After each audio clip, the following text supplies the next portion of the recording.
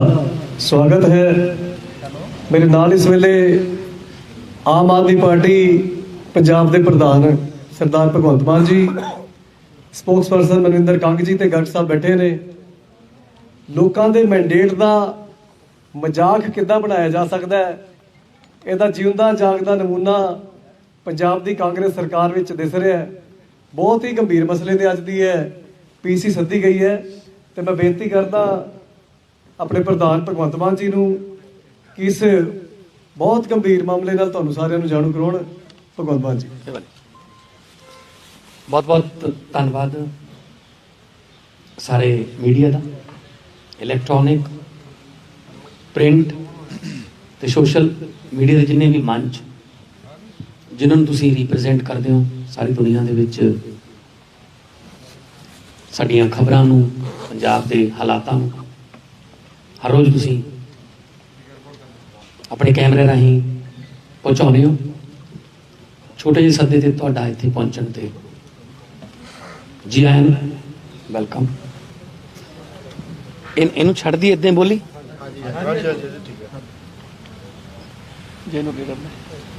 बंद कर दें। अज एक बहुत गंभीर मसले ते तुहाडे नाल गल करनी है। जिस तरह जरनैल सिंह जी ने कहा कि लोगों के फतवे नूं, लोगों के मैंडेट नूं किवें पैरां दे विच रोलिया जा सकता है, किवें उहदा मजाक बनाया जा सकता है। शायद देश दे विच इस तरह की एग्जाम्पल किते होर नहीं मिलती जो अज पंजाब दे विच हो रहा। कांग्रेस सरकार जिहड़ी है उन्हें मजाक बना के रखता सरकार दा भी ते लोकां दा भी। अज की सुनने नूं मिल रहा है, की देखण नूं मिल रहा है, तुहाडे सारिआं दे सामने है। किवें आपस दे विच जुंडो जुंडी हो रहे ने, आपस दे विच एक दूजे दे गलमे फड़े जा रहे ने, पब्लिकली गालां कड्ढियां जा रही ने, एक दूजे ते ब्लेम लाए जा रहे ने। ये तुहाडे तो कोई गल लुकी नहीं। हाँ, मैं बतौर पार्टी प्रधान और बतौर विरोधी पार्टी असीं ये देख रहे हैं कि तमाशा की बन गया, गौरमेंट का तमाशा। चन्नी दी जाखड़ नाल नहीं बनती, जाखड़ दी बाजवे नाल नहीं बनती, बाजवे दी रंधावे नाल नहीं बनती, रंधावे दी सिद्धू नाल नहीं बनती, ते सिद्धू दी किसी नाल भी नहीं बनती। और सारे ही जाने किसी न किसी कमेटी के प्रधान ने। जाखड़ कंपेन कमेटी का प्रधान है, ਉਹਦੇ अंडर चन्नी ते सिद्धू आउंदे ने। उत्थे जदों लड़ाई हुंदी है तो यह कह के मीटिंग खत्म होंदी है, कोई गल नहीं, कल नूं मैं अपने वाली प्रधानगी वाली मीटिंग बुलाऊं, तैनूं उत्थे देखूंगा।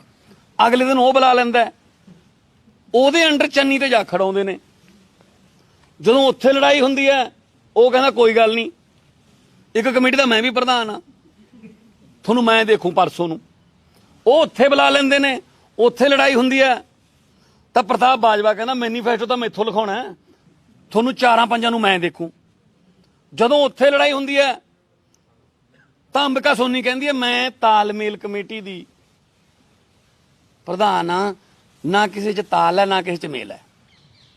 वो कहंदी मैं थोनू सारिआं नूं बुलाऊं। आ एक तमाशा बन गया।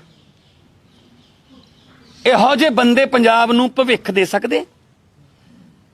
ये 5 साल मंग रहे ने इस सरकार दे नां ते जिहड़ी चल रही है हुण। की इहो जे सिड़ी सियापे वाले लोग जिन्हां ने हर रोज़ एक दूजे नूं गालां कढणीਆਂ, ट्वीट करने एक दूजे दे विरुद्ध, कि वो पंजाब दे लोकां नूं फ्यूचर दी कोई प्लैनिंग दे सकदे जिन्होंने आपदे फ्यूचर का नहीं पता? चन्नी कोले कच्चे अध्यापक गए कि चन्नी साहब सानू पक्के कर दो, चन्नी साहब कहते क्या गल कर रहे यार, मैं तो आप कच्चा फिरदा।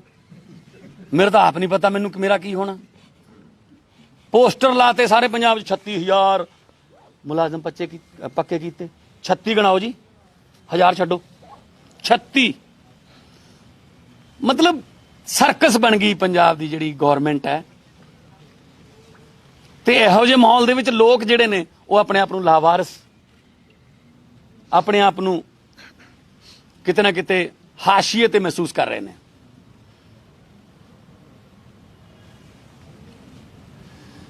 ਦੇਖੋ ਨਵਜੋਤ ਸਿੰਘ ਸਿੱਧੂ ਜਿੱਥੇ ਰੈਲੀ ਕਰਨ ਜਾਂਦੇ ਨੇ ਟਿਕਟਾਂ ਵੰਡਦੇ ਆ, ਉਹ ਨਾਲ ਦੀ ਨਾਲ ਕਹਿ ਦਿੰਦੇ ਆ ਲੈ ਵੀ ਇੱਥੋਂ ਤਾਂ ਫਿਰ ਆ ਹੋਊਗਾ। ਉਹ ਮੋਢੇ ਤੇ ਹੱਥ ਧਰ ਕੇ ਟਿਕਟਾਂ ਵੰਡਣ ਲੱਗ ਗਏ। ਚੰਨੀ ਸਾਹਿਬ ਜਿੱਥੇ ਜਾਂਦੇ ਉਹ ਆਪਦੇ ਕੋਟੇ ਦੀਆਂ ਟਿਕਟਾਂ ਵੰਡਦੇ ਆ। ਸਿੱਧੂ ਸਾਹਿਬ ਫਤਿਹ ਜੰਗ ਬਾਜਵਾ ਨੂੰ 10,000 ਤੇ ਜਿਤਾਇਆ ਏ ਕਾਦੀਆਂ ਤੋਂ, ਵੀ 10,000 ਤੇ ਜਿੱਤੂਗਾ ਤੇ ਫਿਰ ਮੈਂ ਧੰਨਵਾਦ ਰੈਲੀ ਕਰਨ ਆਊਂਗਾ। ਅਗਲੇ ਦਿਨ ਉਹਨਾਂ ਦੇ ਭਰਾ ਪ੍ਰਤਾਪ ਬਾਜਵਾ ਸੋਨੀਆ ਗਾਂਧੀ ਤੋਂ ਚਿੱਠੀ ਲੈ ਕੇ ਕਹਿੰਦੇ ਟਿਕਟ ਤਾਂ ਮੈਨੂੰ ਮਿਲੀ ਹੈ, ਮੇਰੇ ਭਰਾ ਦਾ ਜੋ ਮਰਜ਼ੀ ਪ੍ਰਮਾਤਮਾ ਆਪ ਹੀ ਕਰੂਗਾ। ਸੋ ਇਹੋ ਜਿਹੇ ਮਾਹੌਲ ਦੇ ਵਿੱਚ ਕੀ ਇਹ ਮੰਗ ਸਕਦੇ ਲੋਕਾਂ ਤੋਂ ਕਿ ਸਾਨੂੰ 5 ਸਾਲ ਹੋਰ ਦੇ ਦਿਓ? ਇਹਨਾਂ ਤੋਂ ਇਹ 80-90 ਦਿਨ ਇਕੱਠੇ ਨਹੀਂ ਰਹਿ ਸਕੇ। 80-90 ਦਿਨ ਸਿਰਫ 2 AG ਬਦਲਤੇ, 2 DG ਬਦਲਤੇ, ਰਾਤੋਂ ਰਾਤ ਸੋਤਾ ਸਾਹਿਬ ਗਏ, ਅੱਜ ਚਟੋਪਾਧਿਆ ਆ ਗਏ। ਮਤਲਬ ਕੋਈ ਪਤਾ ਹੀ ਨਹੀਂ ਕਿ ਕੀ ਹੋ ਰਿਹਾ ਹੈ। ਤਾਂ ਇਹੋ ਜਿਹੇ ਮਾਹੌਲ 'ਚ ਇਹ ਬੱਚਿਆਂ ਦੇ ਫਿਊਚਰ ਦੀਆਂ ਗੱਲਾਂ ਜਾਂ ਨੌਜਵਾਨਾਂ ਨੂੰ ਰੋਜ਼ਗਾਰ ਦੇਣ ਦੀਆਂ ਗੱਲਾਂ ਜਾਂ ਇਲਾਜ ਦੀਆਂ ਗੱਲਾਂ ਜਾਂ ਵਧੀਆ ਸਕੂਲ ਜਾਂ ਹਸਪਤਾਲ ਦੀਆਂ ਗੱਲਾਂ ਕਰ ਸਕਦੇ? ਕੌਣ ਕਰੂਗਾ ਇਹਨਾਂ 'ਚੋਂ? ਚੰਨੀ ਸਾਹਿਬ ਤਾਂ ਹੁਣ ਕੱਲ ਗੁਰਦਾਸਪੁਰ ਕੀ ਹੋਇਆ, ਚੰਨੀ ਸਾਹਿਬ ਗਏ 12 ਵਜੇ, ਰੈਲੀ ਸੀ, ਲੋਕ ਨਹੀਂ ਆਏ ਤਾਂ ਵਾਪਸ ਆਉਣਾ ਪੈ ਗਿਆ। ਮੈਂ ਕਿਹਾ ਜੀ ਹੁਣ ਇੱਥੇ ਬੜਾ ਵਧੀਆ ਗਰਾਊਂਡ ਸੀਗਾ ਤੇ ਖੁੱਲਾ ਗਰਾਊਂਡ ਸੀਗਾ ਤੇ ਇੱਥੇ ਬਾਂਦਰ ਕੀਲਾ ਖੇਡ ਲੈਂਦੇ, ਫਿਰ ਅੱਜ ਇੱਥੇ ਗੁੱਲੀ ਡੰਡਾ ਖੇਡ ਲੈਂਦੇ। ਅੱਜ ਕੱਲ ਪਰਸੋਂ ਲੁਧਿਆਣੇ ਗਏ ਆ, 3 ਹੈਲੀਪੈਡ ਬਣਾਏ ਗਏ ਜੀ। ਆਮ ਆਦਮੀ ਜਿਹੜੇ ਕਹਿੰਦਾ ਮੈਂ ਸਭ ਤੋਂ ਵੱਧ ਆਮ ਆਦਮੀ ਆ, 3 ਜਗ੍ਹਾ ਤੇ ਲੁਧਿਆਣੇ 'ਚ ਹੀ ਹੈਲੀਕਾਪਟਰ ਉੱਡਿਆ, 3-3 ਮਿੰਟ ਦੀਆਂ ਉਡਾਰੀਆਂ ਨੇ ਉਹ।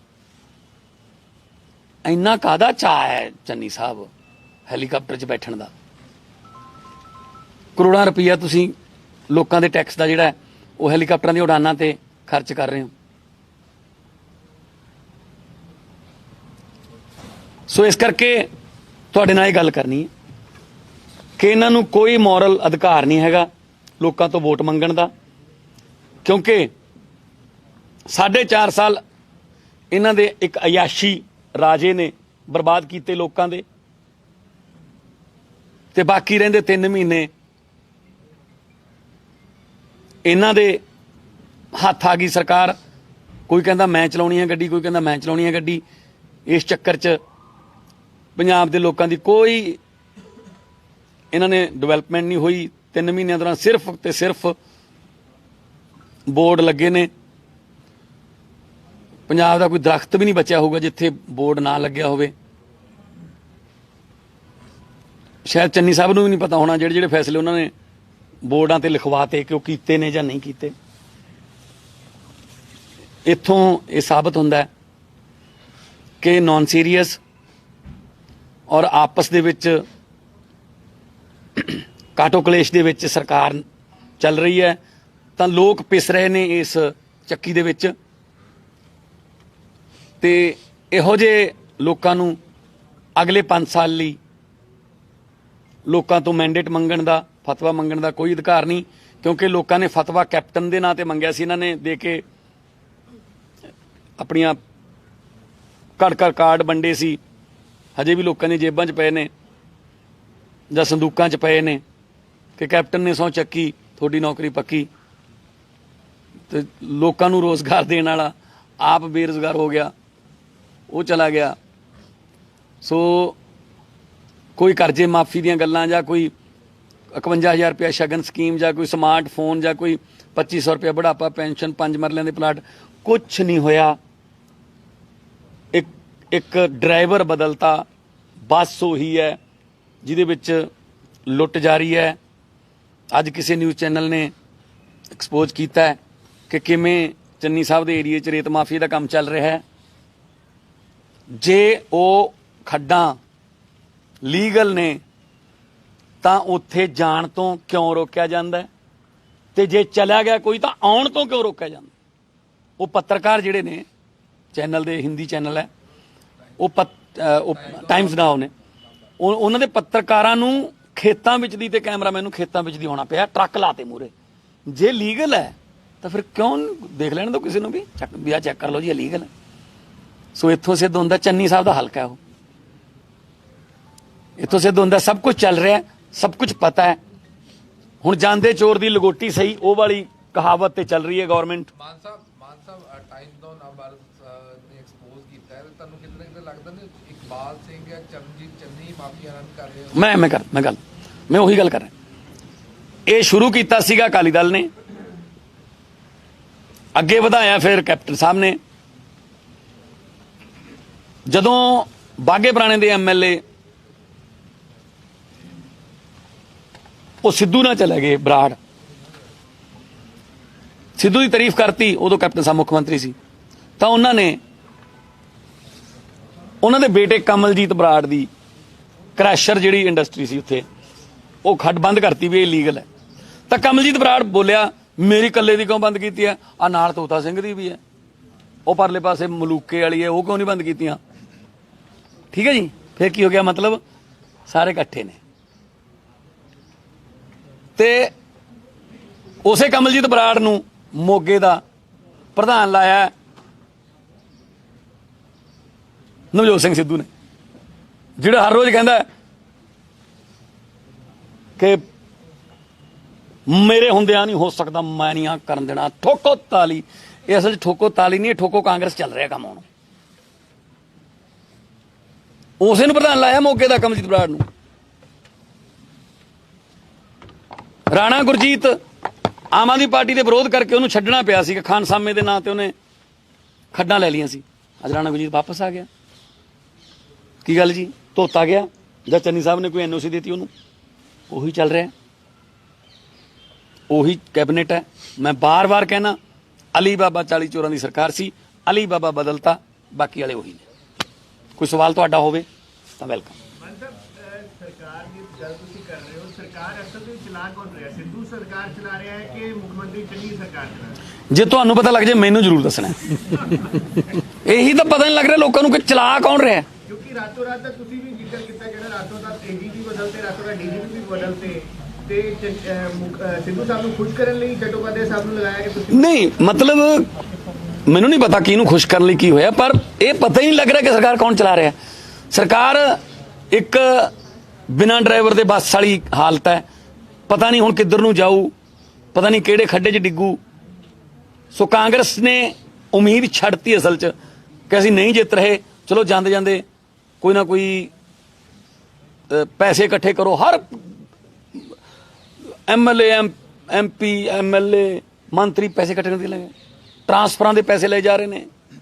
ਆਓ ਜੀ ਲਿਆਓ ਜੀ ਇੰਨੇ, ਲਿਆਓ ਜੀ ਇੰਨੇ। ਉਹ ਕਿਹਾ ਜਾ ਰਿਹਾ ਕਿ ਅਸੀਂ ਆਮ ਆਦਮੀ ਹਾਂ, ਅਸੀਂ ਤਾਂ ਗੁੱਲੀ ਡੰਡਾ ਖੇਡਣ ਜਾਣਦੇ ਹਾਂ, ਅਸੀਂ ਤਾਂ ਮੱਝਾਂ चो लेने बीजेपी का बदला जाना आप मतलब ठीक है, सरकार की कार्रवाई हो सकती है, लेकिन सिर्फ नवजोत सिंह सिद्धू के दबाव में पहले एडवोकेट जनरल साहब बदल दिए गए, अब डीजीपी को रातों रात बदल दिया गया, और कई अफसर, ये खुली चिट्ठी लीक हो रही है, इसमें वो कह रहे हैं कि जी हमें कहा जा रहा है कि कुछ नेताओं पर, वो नेता किसी भी पार्टी से हो सकते हैं, लेकिन उन पर मुकदमे दर्ज करें वो गलत है। तो आपको लगता नहीं ये सिर्फ इस तरह से सिद्धू के दबाव में सब सारे फैसले लिए जा रहे हैं? दिखावा है, दिखावा है। अब क्या टाइम कौन सा रह गया? पहली बात तो चट्टोपाध्याय साहब का नाम ही नहीं गया पैनल में, जो पैनल में नाम गए हैं, क्योंकि 5 अक्टूबर को ये पोस्ट जो है खाली हुई थी। रूल्स कहते हैं कि 6 महीने, कम से कम 6 महीने के बाद जिनकी रिटायरमेंट है वो जा सकते हैं, उसको वो इस गाइडलाइन को वो पूरा नहीं करते। 31 मार्च को उनकी रिटायरमेंट है। नेक्स्ट जैसे ही कोड लगा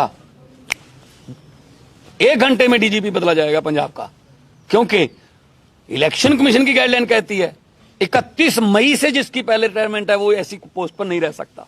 31 मार्च को रिटायर हो रहे हैं, तो 15 दिन के लिए एक नाम हो गया, एक्स डीजीपी बन जाएंगे। अच्छा बोलने में है जी। सिद्धू साहब को सेटिस्फाई किया गया। देखो ये तो कांग्रेस को पता है, सिद्धू को अगर सेटिस्फाई कर ले कांग्रेस तो उनके कुछ दिन अच्छे आ सकते हैं। वैसे जमान साहब, एक मेरा आखिरी सवाल है, आप भी प्रेस कॉन्फ्रेंस कर रहे हैं, आप भी अध्यक्ष हैं आम आदमी पार्टी के। नवजोत सिंह सिद्धू साहब प्रेस कॉन्फ्रेंस करते हैं, कोई भी सवाल उनसे पूछा जाए तो वो सवाल लेते ही नहीं, अपनी बात आते हैं, कहते हैं, चले जाते हैं।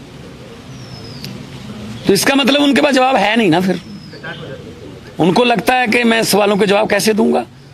तो मैं इसीलिए आपके लिए ओपन बुक की तरह हूं, खुली किताब की तरह हूं, पूछो कौन सा सवाल पूछते हो। जितनी देर आपके सवाल खत्म नहीं होते हम यहाँ बैठे हैं। मान साहब आज ਸਿੱਧੂ ਅੱਜਕੱਲ ਆਮ ਆਦਮੀ ਪਾਰਟੀ ਦੇ ਵੀ ਕਾਫੀ ਹਮਲਾਵਰ ਨੇ, ਕਹਿੰਦੇ ਇਹਨਾਂ ਤੇ ਗੱਲਾਂ ਸੁਣਾਇਓ, ਇਹ ਕਹਿੰਦੇ ਭਰੋਸਾ ਦਿਵਾਉਂਦੇ ਨੇ, ਕੇਜਰੀਵਾਲ ਦਾ ਨਾਮ ਲੈਂਦੇ ਨੇ, ਤੁਹਾਡਾ ਨਾਮ ਲੈਂਦੇ ਨੇ। ਸਿੱਧੂ ਸਾਹਿਬ ਨੂੰ ਕੰਪੇਨ ਸਟਾਰ ਕੰਪੇਨਰ ਬਣਾਇਆ ਸੀਗਾ ਦਿੱਲੀ ਵਾਸਤੇ, ਦਿੱਲੀ ਦੇ ਇਲੈਕਸ਼ਨ 'ਚ ਗਏ ਨਹੀਂ ਸੀ, ਉੱਥੇ ਜਾ ਕੇ ਕਹਿੰਦੇ ਕਿ ਆਮ ਆਦਮੀ ਪਾਰਟੀ ਦੀਆਂ ਗੱਲਾਂ ਚ ਨਾ ਆਇਓ। ਕਿੰਨੀਆਂ ਸੀਟਾਂ ਆਈਆਂ ਦਿੱਲੀ 'ਚ ਪਿਛਲੀ 2 ਵਾਰ ਤੋਂ? 0। ਸੋ ਸਿੱਧੂ ਸਾਹਿਬ ਵੀ ਦੇਖ ਲੈਂਦੇ ਆ ਨਾ ਵੀ ਇੱਥੇ ਜੇ ਆਪਣਾ ਕੰਮ ਬਣਨਾ ਨਹੀਂ, ਮੈਂ ਨਹੀਂ ਜਾਂਦਾ, ਮੈਂ ਬਦਨਾਮ ਨਾ ਹੋ ਜਾ। ਹਾਂ, ਪਾਰਟੀ ਦੇ ਜੇ ਵੱਡੇ ਨੇਤਾ ਨੇ, ਸਟਾਰ ਕੰਪੇਨਰ ਨੇ, ਦੇਖੋ ਹਾਰਨਾ ਜਿੱਤਣਾ ਚੱਲਦਾ ਰਹਿੰਦਾ, ਤਾਂ ਫਿਰ ਮਤਲਬ ਤਾਂ ਇਹ ਹੋ ਗਿਆ ਨਾ ਸਟਾਰ ਕੰਪੇਨਰ ਦਾ ਕਿ ਜੇ ਤੁਸੀਂ ਨੇਤਾ ਭੀੜ ਇਕੱਠੀ ਕਰਦੇ ਹੋ ਜਾਂ ਤੁਸੀਂ ਲੋਕਾਂ ਨੂੰ ਇਨਫਲੂਐਂਸ ਕਰ ਸਕਦੇ ਹੋ ਤਾਂ ਤੁਸੀਂ ਜਾਓ ਜਿੱਥੇ ਪਾਰਟੀ ਤੁਹਾਡੀ ਡਾਊਨ ਹੈ ਉਹਨੂੰ ਅਪ ਕਰੋ। ਠੀਕ ਹੈ ਨਾ, ਅਪ ਕਰੋ ਨਾ ਥੱਲੋਂ ਵੀ ਹਾਂ ਉੱਥੇ ਜਾ ਕੇ ਮਿਹਨਤ ਕੀਤੀ ਤੇ ਸਿੱਧੂ ਸਾਹਿਬ ਕਰਕੇ 2 ਸੀਟਾਂ ਆਈਆਂ, 5 ਸੀਟਾਂ ਆਈਆਂ, ਵਾਟਐਵਰ। ਤੇ ਜਦੋਂ ਤੁਸੀਂ ਜਾਣਦੇ ਹੀ ਨਹੀਂ, ਕਹਿੰਦੇ ਮੈਂ ਤਾਂ ਇੱਥੇ ਜਾਂਦਾ ਨਹੀਂ, ਆਪਾਂ ਤਾਂ ਹਾਰ ਰਹੇ ਹਾਂ, ਫਿਰ ਫਾਇਦਾ ਕੀ ਹੋਇਆ। ਸੋ ਸਿੱਧੂ ਸਾਹਿਬ ਨੂੰ ਇਹ ਕੋਈ ਮੋਰਲ ਇਸ ਤਰ੍ਹਾਂ ਦਾ ਰਾਈਟ ਨਹੀਂ ਹੈਗਾ ਕਿ ਉਹ ਐਂ ਕਹਿਣ ਕਿ ਕੇਜਰੀਵਾਲ ਪੰਜਾਬ 'ਚ ਕਿਉਂ ਆਉਂਦਾ ਹੈ, ਇਹ ਉਹ ਤਿਮਕਾ। ਕੇਜਰੀਵਾਲ ਜੀ ਸਾਰੇ ਦੇਸ਼ ਜਾਣਗੇ, ਠੀਕ ਹੈ। ਕੇਜਰੀਵਾਲ ਇਕੱਲੇ ਦਿੱਲੀ ਦੇ ਨਹੀਂ, ਕੇਜਰੀਵਾਲ ਨੇ ਦੇਸ਼ ਦੀ ਰਾਜਨੀਤੀ ਨੂੰ ਬਦਲਿਆ। ਵੱਡੇ ਵੱਡੇ ਹੈਲੀਕਾਪਟਰਾਂ ਵਾਲੇ ਥੱਲੇ ਲਹੇ ਨੇ।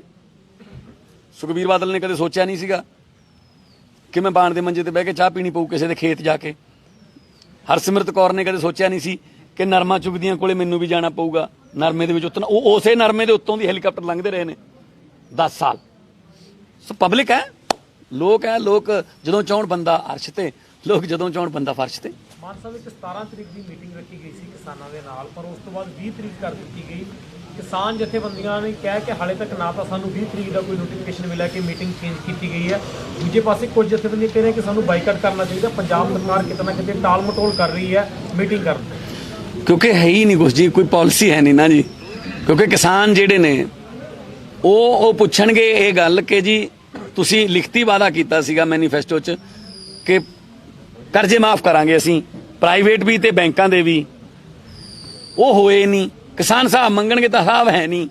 ਇਸ ਕਰਕੇ 17 ਤੋਂ 20 ਕਰ ਲਓ, 20 ਤੋਂ 25 ਕਰ ਲਓ, ਉਦੋਂ ਬਾਅਦ ਕਹਿਣਾ ਕੋਡ ਲੱਗ ਗਿਆ ਜੀ, ਨਹੀਂ ਤਾਂ ਅਸੀਂ ਕਰ ਦਿੰਦੇ। ਸੋ ਇਹ ਬਹਾਨੇਬਾਜ਼ੀ ਹੈ। ਕਿਸਾਨ ਜਥੇਬੰਦੀਆਂ ਨੂੰ ਇਸ ਗੱਲ ਦਾ ਪਤਾ ਹੈ, ਉਹ ਬਹੁਤ ਵੱਡੀ ਜੰਗ ਜਿੱਤ ਕੇ ਆਏ ਆ ਕਿ ਬਹਾਨੇਬਾਜ਼ੀ। ਬਲਕਿ ਜਿਸ ਦਿਨ ਪ੍ਰਧਾਨ ਮੰਤਰੀ ਨੇ ਅਨਾਉਂਸ ਕੀਤਾ ਸੀ 19 ਨਵੰਬਰ ਨੂੰ ਗੁਰਪੁਰਬ ਵਾਲੇ ਦਿਨ, ਕਿਸਾਨ ਜਥੇਬੰਦੀਆਂ ਨੇ ਕਿਹਾ ਸੀਗਾ ਕਿ ਅਸੀਂ ਕੱਲੀ ਅਨਾਉਂਸਮੈਂਟ ਤੇ ਨਹੀਂ ਵਾਪਸ ਜਾਣਾ, ਸਾਨੂੰ ਲੋਕ ਸਭਾ ਰਾਜ ਸਭਾ 'ਚੋਂ ਪਾਸ ਕਰਾ ਕੇ ਰਾਸ਼ਟਰਪਤੀ ਦੇ ਸਾਈਨ ਕਰਕੇ ਸਾਨੂੰ ਕਾਪੀ ਭੇਜੋ। ਇੰਨਾ ਯਕੀਨ ਤਾਂ ਸਾਡੇ ਪ੍ਰਧਾਨ ਮੰਤਰੀ ਤੇ ਰਹਿ ਗਿਆ ਲੋਕਾਂ ਨੂੰ। ਪਹਿਲਾਂ ਉਹਨਾਂ ਦੇ ਭਾਸ਼ਣ ਨੂੰ ਲੋਕ ਫੈਸਲਾ ਮੰਨ ਲੈਂਦੇ ਸੀ, ਹੁਣ ਫੈਸਲੇ ਨੂੰ ਭਾਸ਼ਣ ਵੀ ਨਹੀਂ ਮੰਨਦੇ। ਸੋ ਫਰਕ ਹੈ। ਸੋ ਇਸ ਕਰਕੇ ਚੰਨੀ ਸਾਹਿਬ ਕੋਲੇ ਕੋਈ ਪਾਲਿਸੀ ਹੈ ਨਹੀਂ, ਇਸ ਕਰਕੇ ਉਹ ਟਾਲ ਮਟੋਲ ਕਰ ਰਹੇ। ਮਾਨ ਸਾਹਿਬ ਅਕਾਲੀ ਦਲ ਵਾਲੇ ਤੇ ਕਾਂਗਰਸ ਵਾਲੇ ਇਹ ਕਹਿੰਦੇ ਆ ਕਿ ਤੁਹਾਡੇ ਜਿਹੜੇ ਕਾਫੀ ਐਮਐਲਏ ਤੁਹਾਨੂੰ ਛੱਡ ਕੇ ਤੁਰ ਗਏ ਆ ਤੇ ਪਿਛਲੀਆਂ ਚੋਣਾਂ ਦੇ ਵਿੱਚ ਵੀ ਨਾਲੋਂ ਤੁਹਾਡਾ ਗ੍ਰਾਫ ਜਿਹੜਾ ਬਹੁਤ ਥੱਲੇ ਜਾ ਚੁੱਕਿਆ। ਹੁਣ ਇਹਦੇ ਬਾਰੇ ਮੈਨੂੰ ਤੁਹਾਡੇ ਕੌਣ ਕਹਿੰਦੇ ਇਹ? ਅਕਾਲੀ ਦਲ ਵਾਲੇ ਵੀ ਔਰ ਕਾਂਗਰਸ ਵਾਲੇ ਵੀ ਕਾਂਗਰਸ ਵਾਲਿਆਂ ਦਾ ਮੁੱਖ ਮੰਤਰੀ ਤੁਰ ਗਿਆ ਜੀ। ਨਹੀਂ, ਤੁਸੀਂ ਕਹਿ ਰਹੇ ਵੀ 25 ਐਮਐਲਏ ਜਿਹੜੇ ਨੂੰ ਕਾਂਗਰਸ ਵਾਲੇ ਆਉਣਾ ਚਾਹੁੰਦੇ ਨੇ। ਹਾਂਜੀ, ਉਹ ਤੁਸੀਂ ਉਹ ਦੱਸ ਨਹੀਂ ਰਹੇ ਕਿਹੜੇ ਨੇ। ਉਹ ਕਹਿੰਦੇ ਜਦੋਂ ਹੀ ਲੈਣੇ ਹੀ ਨਹੀਂ ਕਿਉਂ ਦੱਸੀਏ? ਕਦੇ ਬਾਰੇ ਦੱਸੀਏ? ਸੁਣੋ ਅਸੀਂ ਕਿਉਂ ਵਿਚਾਰਿਆਂ ਨੂੰ ਬਦਨਾਮ ਕਰੀਏ? ਕਿਸੇ ਹੋਰ ਪਾਸੇ ਚਲੇ ਜਾਣਗੇ। ਮਾਨ ਸਾਹਿਬ ਗੁਰਨਾਮ ਚਡੂਨੀ ਕੱਲ ਆਪਣੀ ਪਾਰਟੀ ਅਨਾਉਂਸ ਕਰ ਰਹੇ ਆ, ਮਤਲਬ ਕਿ ਕਿਸਾਨ ਮੇਨ ਸਟ੍ਰੀਮ ਪੋਲਿਟਿਕਸ ਜਾ ਰਿਹਾ। ਆਉਣ ਵਾਲੀ ਚੋਣਾਂ 'ਚ ਕਿੰਨਾ ਕਿਹਦਾ ਅਸਰ ਰਹੂਗਾ ਕਿ ਆਮ ਆਦਮੀ ਪਾਰਟੀ ਕਿਵੇਂ ਦੇਖਦੀ ਹੈ ਡਿਸੀਜਨ ਨੂੰ? ਕਿਸਾਨਾਂ ਦੇ ਡੈਮੋਕ੍ਰੈਟਿਕ ਰਾਈਟ ਹੈ ਜੀ, ਹਰੇਕ ਦਾ ਹੱਕ ਹੈ। ਅਸੀਂ ਕਿਉਂ ਕੌਣ ਹੁੰਦੇ ਆ ਇਹ ਕਹਿਣ ਵਾਲੇ ਕਿ ਨਹੀਂ ਹੋਣਾ ਚਾਹੀਦਾ ਉਹਨਾਂ ਨੂੰ? ਬਾਕੀ ਪਬਲਿਕ ਫੈਸਲਾ ਕਰੋ। ਅਲਾਈਅੰਸ ਦਾ ਪੰਜਾਬ ਇੱਕ ਮੰਚ ਦਾ ਆਗਾਜ਼ ਕੀਤਾ ਗਿਆ, ਤੁਹਾਡੇ ਸਾਥੀ ਬੱਬੂ ਮਾਨ ਵੀ ਉਹਦੇ ਹਿੱਸੇ ਨੇ ਤੇ ਹੋਰ ਵੀ ਬਹੁਤ ਸਾਰੇ ਚਿੰਤਕ ਉਹਦਾ ਹਿੱਸਾ ਨੇ। ਲੱਗਦਾ ਕਿ ਪੰਜਾਬ ਨੂੰ ਇਸ ਵੇਲੇ ਅਜਿਹੇ ਪ੍ਰੈਸ਼ਰ ਗਰੁੱਪ ਦੀ ਲੋੜ ਹੈਗੀ ਹੈ ਕਿਉਂਕਿ ਸਿਆਸਤਦਾਨ ਵਾਅਦੇ ਬਹੁਤ ਕਰ ਰਹੇ ਨੇ ਪਰ ਉਹ ਵਾਅਦੇ ਉਹਨਾਂ ਤੇ ਖਰੇ ਨਹੀਂ ਉਤਰ ਰਹੇ ਜਾਂ ਉਹਨਾਂ ਨੂੰ। ਦੇਖੋ, ਕਿਸਾਨ ਅੰਦੋਲਨ 'ਚੋਂ ਇੱਕ ਚੀਜ਼ ਬਹੁਤ ਵਧੀਆ ਨਿਕਲੀ ਹੈ ਕਿ ਚੇਤਨਤਾ ਬਹੁਤ ਵੱਧ ਗਈ। ਬੁਲਾਰੇ ਬਹੁਤ ਅੱਛੇ ਵੀ ਮਿਲ ਗਏ, ਬਹੁਤ ਯੰਗ ਮੁੰਡੇ ਮੰਚ ਤੋਂ ਉੱਥੋਂ ਬੋਲਦੇ ਰਹੇ। ਪਿੰਡਾਂ ਦੇ ਵਿੱਚ ਲੋਕ ਹੁਣ ਐ ਕੱਲਾ ਪੰਥ ਦੇ ਨਾਂ ਤੇ ਜਾਂ ਬਾਪੂ ਦੇ ਕਹੇ ਤੇ ਜਾਂ ਫੁੱਫੜ ਮਾਮੇ ਦੇ ਕਹੇ ਤੇ ਨਹੀਂ ਪੈਣਗੀਆਂ। ਅੱਛੀ ਗੱਲ ਹੈ ਚੇਤਨਤਾ ਆਉਣੀ। ਉਹ ਡੈਮੋਕ੍ਰੇਸੀ, ਇਸੇ ਨੂੰ ਤਾਂ ਡੈਮੋਕ੍ਰੇਸੀ ਕਹਿੰਦੇ ਨੇ। ਡੈਮੋਕ੍ਰੇਸੀ 'ਚ ਸਹਿਮਤੀ ਨਹੀਂ ਹੁੰਦੀ, ਡੈਮੋਕ੍ਰੇਸੀ 'ਚ ਵਿਰੋਧ ਹੁੰਦਾ, ਵਿਰੋਧ ਦੇ ਵਿੱਚ ਵਿਕਾਸ ਹੁੰਦਾ। ਸੋ ਅੱਛੀ ਗੱਲ ਹੈ। ਮੈਂ ਤਾਂ ਕਹਿੰਦਾ ਜੇ ਕੋਈ ਇਸ ਤਰ੍ਹਾਂ ਦੇ ਹਿਸਾਬ ਲੈਣ ਵਾਲੇ ਲੋਕਾਂ ਨੂੰ ਜਿਹੜੇ ਚੇਤਨ ਕਰਨ ਵਾਲੇ ਲੋਕ ਆਉਣਗੇ ਅੱਗੇ, राजनीति और अच्छी होगी। और चन्नी साहब हरियाणा के नेता हैं, चन्नी साहब हरियाणा के नेता हैं, पंजाब में राजनीति की बात कह रहे हैं, जबकि पंजाब के किसान संगठन कह चुके हैं जी हम तो राजनीति में आना ही नहीं चाहते, और उनको साइडलाइन भी कर दिया गया। देखो इसमें मैं यही कहूंगा कि हर एक को हक है, डेमोक्रेटिक राइट है कि वो कहीं पे जाके भी इलेक्शन लड़ सकता है, लेकिन आगे तो फिर पब्लिक ने बताना है। इसमें तो मैं कह नहीं सकता कि वो हरियाणा वाले पंजाब क्यों आ रहे हैं, ऐसा नहीं हो सकता।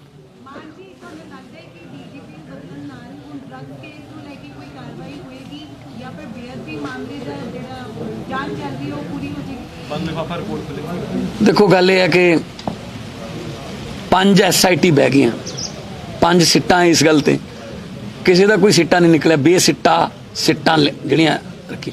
हुण दिन किन्ने रह गए जी?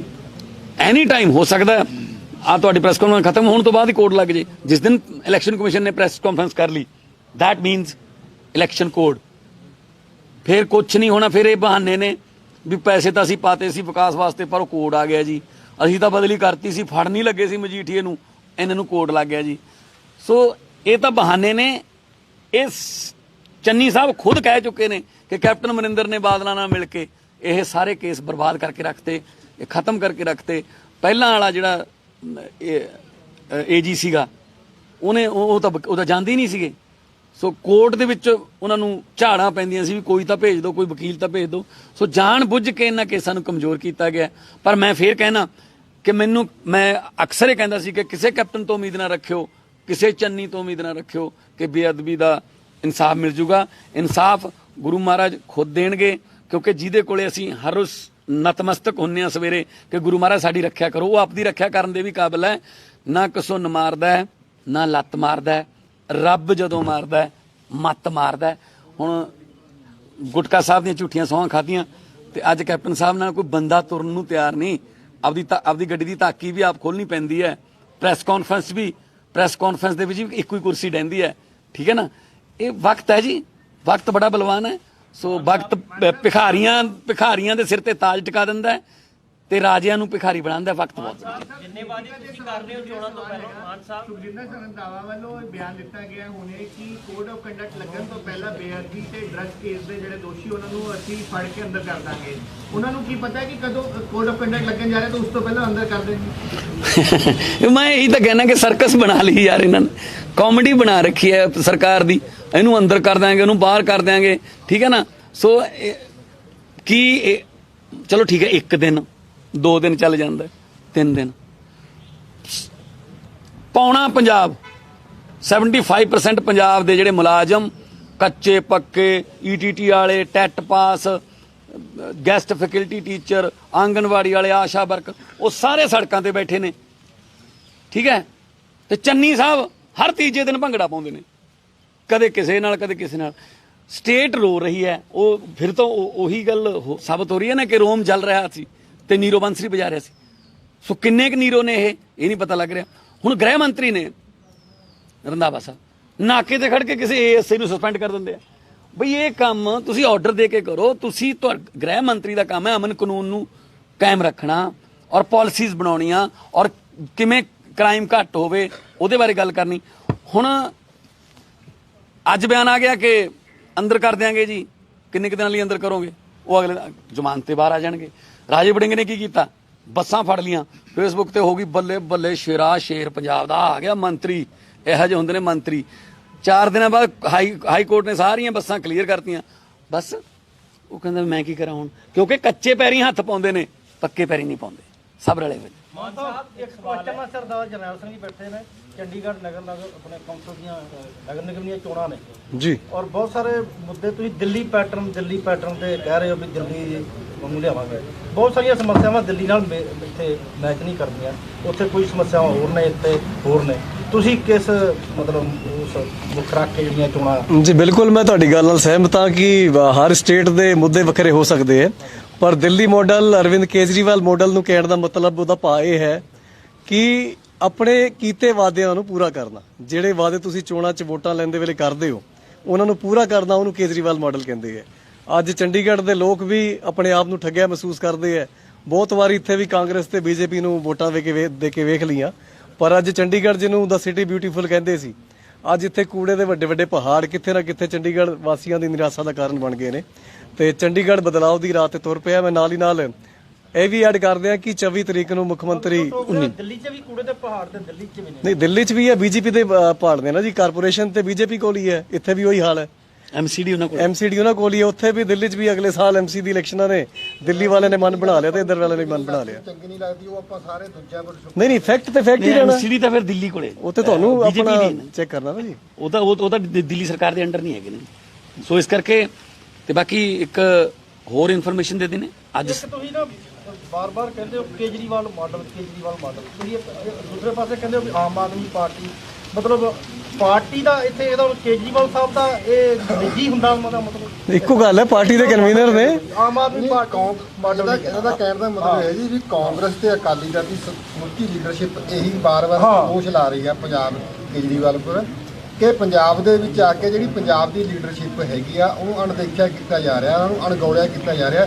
ਜਿੰਨੇ ਵੀ ਪੋਸਟਰ ਬੈਨਰ ਝੰਡੇ ਜਿੱਥੇ ਵੀ ਲੱਗ ਰਿਹਾ, ਇਕੱਲੇ ਤੇ ਇਕੱਲੇ ਕੇਜਰੀਵਾਲ ਦੇ, ਉਹਦੇ ਵਿੱਚ ਭਗਵੰਤ ਮਾਨ ਤੇ ਆਪੋਜੀਸ਼ਨ ਦੇ ਲੀਡਰ ਹਰਪਾਲ, ਜਿਹੜੇ ਦੋ ਵੱਡੇ ਤੁਹਾਡੇ ਇੱਥੇ ਨੇਤਾ, ਉਹਨਾਂ ਨੂੰ ਵੀ ਉਹਨਾਂ ਨੇ ਗਾਇਬ ਕੀਤਾ ਹੈ। ਉਹਦੀ ਕਿਤੇ ਸੁਣਵਾਈ ਨਹੀਂ ਹੋ ਰਹੀ। ਜਦੋਂ ਸਾਨੂੰ ਕੋਈ ਪ੍ਰੋਬਲਮ ਪੈ ਜੀ ਫਿਰ ਤੁਹਾਨੂੰ ਕੀ ਮੈਨੂੰ ਥੋੜਾ ਪ੍ਰੋਬਲਮ, ਮੈਂ ਤਾਂ ਉਹਨਾਂ ਦੀ ਕਿਹਨੇ ਪੁੱਛਿਆ ਇਹ? ਤੁਸੀਂ ਤਾਂ ਬਹਿਸ ਕਰ ਨਹੀਂ, ਤੁਸੀਂ ਮੈਂ ਬਹਿਸ ਨਹੀਂ ਕਰਦਾ। ਮੇਰਾ ਮਤਲਬ ਇਹ ਹੈ ਕਿ ਕੇਜਰੀਵਾਲ ਸਾਡੇ ਨੈਸ਼ਨਲ ਕਨਵੀਨਰ ਨੇ ਤੇ ਪਿਛਲੀ ਵਾਰ ਕਾਂਗਰਸ ਨੇ ਜਦੋਂ ਵੋਟਾਂ ਮੰਗੀਆਂ ਸੀ ਉਦੋਂ ਕੀ ਲਿਖਿਆ ਸੀਗਾ? ਚਾਹੁੰਦਾ ਹੈ ਪੰਜਾਬ ਕੈਪਟਨ ਦੀ ਸਰਕਾਰ। ਕੈਪਟਨ ਦੇ ਨਾਂ ਤੇ ਵੋਟਾਂ ਮੰਗੀਆਂ ਨਾ, ਤੇ ਹੁਣ ਚੰਨੀ ਆ ਗਿਆ। ਮੰਗੀਆਂ ਵੋਟਾਂ ਚੰਨੀ ਦੇ ਕੈਪਟਨ ਦੇ ਨਾਂ ਤੇ। ਉਦੋਂ ਫਿਰ ਉਹਨਾਂ ਨੇ ਤੁਸੀਂ ਉਹਨਾਂ ਨੂੰ ਕਿਉਂ ਨਹੀਂ ਪੁੱਛਿਆ ਕਿ ਚਾਹੁੰਦਾ ਹੈ ਪੰਜਾਬ ਕਾਂਗਰਸ ਦੀ ਸਰਕਾਰ ਜਾਂ ਚਾਹੁੰਦਾ ਹੈ ਪੰਜਾਬ ਰਾਹੁਲ ਦੀ? ਕੇਜਰੀਵਾਲ ਪੰਜਾਬ ਦੇ ਮੁੱਖ ਮੰਤਰੀ ਹੋਣ ਨਹੀਂ ਹੋਣਗੇ ਜੀ, ਇਹ ਕਿੰਨੀ ਵਾਰੀ ਕਹਿ ਚੁੱਕੇ ਨੇ ਜੀ। ਹੁਣ ਤੁਸੀਂ ਗੁਰਦੁਆਰੇ ਸਹੁੰ ਪਾਉਣੀ ਹੈ। ਆਂਦਾ ਯਾਰ ਮਹਾਰਾਜ ਜੀ, ਗੱਲ ਇਹ ਹੈ ਅਸੀਂ ਇਹ ਕਹਿ ਚੁੱਕੇ ਹਾਂ, ਜਗਤਾਰ ਇਹ ਵੀ ਗੱਲ ਕਹਿ ਚੁੱਕੇ ਕੇਜਰੀਵਾਲ ਸਾਹਿਬ ਕਿ ਪੰਜਾਬ ਦਾ ਮੁੱਖ ਮੰਤਰੀ ਪੰਜਾਬ ਤੋਂ ਹੋਊਗਾ, ਪੰਜਾਬੀ ਹੋਊਗਾ, ਸਿੱਖ ਸਮਾਜ ਤੋਂ ਹੋਊਗਾ, ਠੀਕ ਹੈ ਨਾ। ਸੋ ਇਸ ਕਰਕੇ ਜਦੋਂ ਕਹਿ ਹੀ ਚੁੱਕੇ ਆ, ਤੁਸੀਂ ਮੈਨੂੰ ਕਾਂਗਰਸ ਨੂੰ ਪੁੱਛ ਲਿਆ ਉਹਨਾਂ ਦਾ ਮੁੱਖ ਮੰਤਰੀ ਕੌਣ ਹੈ? ਪਰ ਗੱਲ ਇਹ ਹੈ ਨਾ ਮਾਨ ਸਾਹਿਬ, ਜੇ ਉੱਤਰਾਖੰਡ ਦੀ ਗੱਲ ਕਰੀਏ ਤਾਂ ਆਮ ਆਦਮੀ ਪਾਰਟੀ ਸਭ ਤੋਂ ਪਹਿਲਾਂ ਉੱਥੇ ਮੁੱਖ ਮੰਤਰੀ ਦਾ ਚਿਹਰਾ ਦੇ ਚੁੱਕੀ ਹੈ। ਹਾਲਾਂਕਿ ਉੱਥੇ ਬੀਜੇਪੀ ਨੇ ਵੀ ਔਰ ਕਾਂਗਰਸ ਨੇ ਵੀ ਚਿਹਰਾ ਨਹੀਂ ਦਿੱਤਾ, ਤਾਂ ਕੀ ਇਹ ਪਹਿਲ ਪੰਜਾਬ 'ਚ ਵੀ ਕੀਤੀ ਜਾਏਗੀ? ਸਵਾਲ ਇੱਥੇ ਆਉਂਦਾ ਹੈ। ਪੰਜਾਬ ਦੇ ਵਿੱਚ ਇੱਕੋ ਹੀ ਪਾਰਟੀ ਹੋਊਗੀ ਜਿਹੜੀ ਮੁੱਖ ਮੰਤਰੀ ਦੇ ਚਿਹਰੇ ਨਾਲ ਲੜੂਗੀ, ਉਹਦਾ ਨਾਮ ਹੈ ਆਮ ਆਦਮੀ ਪਾਰਟੀ। ਇਹ ਲਿਖ ਦਿਓ। ਨਾ ਤਾਂ ਬੀਜੇਪੀ ਨੇ ਚਿਹਰਾ ਦੇਣਾ ਨਾ ਕਾਂਗਰਸ ਨੇ ਦੇਣਾ, ਕਿਉਂਕਿ ਕਾਂਗਰਸ ਤਾਂ ਜਿਹਦਾ ਨਾਂ ਲਓਗੇ ਗੁੱਤਮ ਗੁੱਤਾ ਹੋਊਗਾ। ਤੁਹਾਨੂੰ ਅਸੀਂ ਬੜੀ ਜਲਦੀ ਮੁੱਖ ਮੰਤਰੀ ਦਾ ਚਿਹਰਾ ਦੇਵਾਂਗੇ, ਫਿਰ ਕਿਰਪਾ ਕਰਕੇ ਉਸ ਚਿਹਰੇ ਨੂੰ ਦਿਖਾਉਂਦੇ ਰਹੋ ਆਦੇ ਟੀਵੀ ਤੇ। ਬਾਣ ਸਾਹਿਬ ਬਾਕੀ ਜਿਹੜੇ ਤੁਹਾਡੇ ਉਮੀਦਵਾਰ ਨੇ, ਤੁਸੀਂ ਇਹਨਾਂ ਦੀ ਅਨਾਉਂਸਮੈਂਟ ਜਿਹੜੀ ਆ ਕਦੋਂ ਤੱਕ ਜਿਹੜੀ ਕੱਲ ਜਾਂ ਪਰਸੋਂ ਤੱਕ 25 ਦੀ ਲਿਸਟ ਹੋ ਰਹੀ। ਜੁਆਇਨਿੰਗ